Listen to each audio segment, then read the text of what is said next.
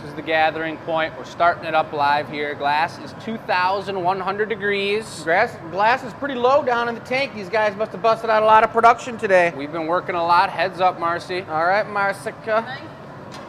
And Chris is coming into the color over here. Let's see what goes down. Looks like you got a line of, is that cobalt blue or lapis blue here? Cobalt. Cobalt blue, a deep, beautiful, transparent blue. So he's putting it on just one edge, and here he goes into the perp. Wow. Wow, Looking folks. good, looking good. Chris, what is the perp? The perp is clear crystal with manganese added to it. And that is what makes purple, is that earthly mineral manganese. Look at the way he's coating this on just that bottom edge. It takes a lot of talent, and it's a really precise move. That's actually the same way we put our two-tone color on when we do our waffle glasses, and those are our beautiful stemless wine glasses. Great Christmas gifts on the website.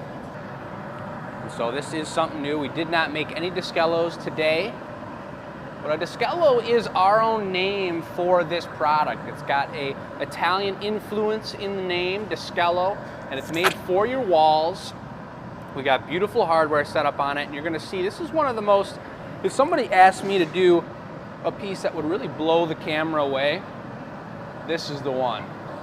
So the way the Diskellos are made, everything that's on the bottom of the bubble right now is gonna be the center of the Diskello.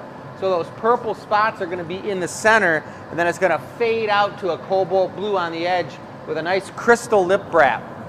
And what do the optics do? Are you gonna go into the straight ribs here? Yep. And what is that going to do? How's that going to affect the piece? It's going to actually give it some really cool ribbing. He's blowing, expanding it into the mold there, and look at that. And it's actually also going to give it a nice scalloped edge. I guess not. He's cutting. He's doing something real fancy, cutting it right where that color line is. He's snipping those ribs. Well, so look at that, he snips the ribs and now he's expanding it. Marcy's putting her air into the pipe, and that is spreading out those ribs, so there's a gap in those ridges. That's pretty hardcore. Here comes the neckline. That's right where that edge, that scalloped edge is gonna be. You've got Marcy inhaling or exhaling. Good. To expand the piece here. Chris is putting that neckline in there and shaping up that bubble as it expands. Good. A little more air from Marcy here. They're lining it up. All right, I'll take a Maurice.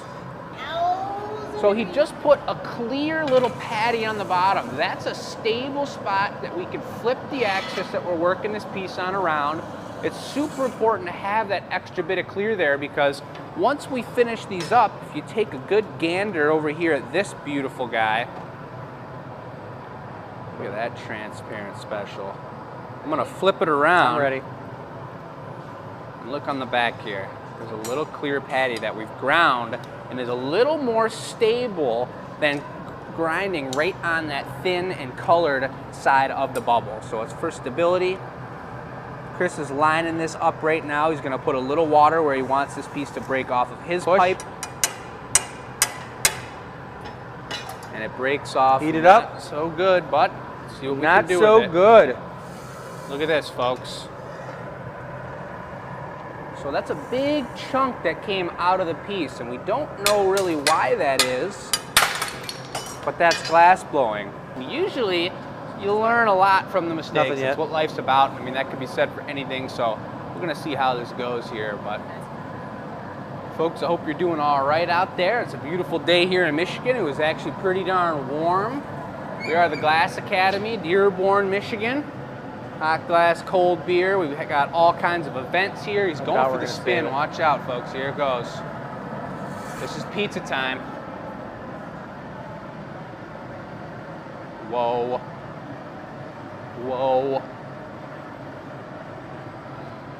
Now, if you were working at Hungry Howie's Asymmetrical. and you pulled that out of the oven, someone might pay you some big bucks for that thing.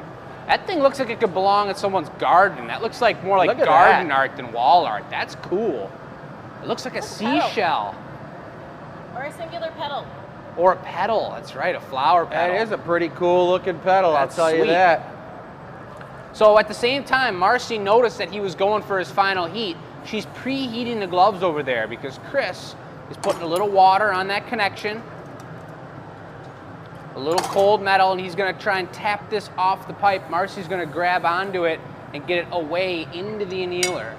That's the annealing oven right there. That's where we put all the pieces that we finish. All right. It's 1,000 degrees in there, and it's gonna hold that Diskello and whatever else we make today until we turn it down at the end of the night.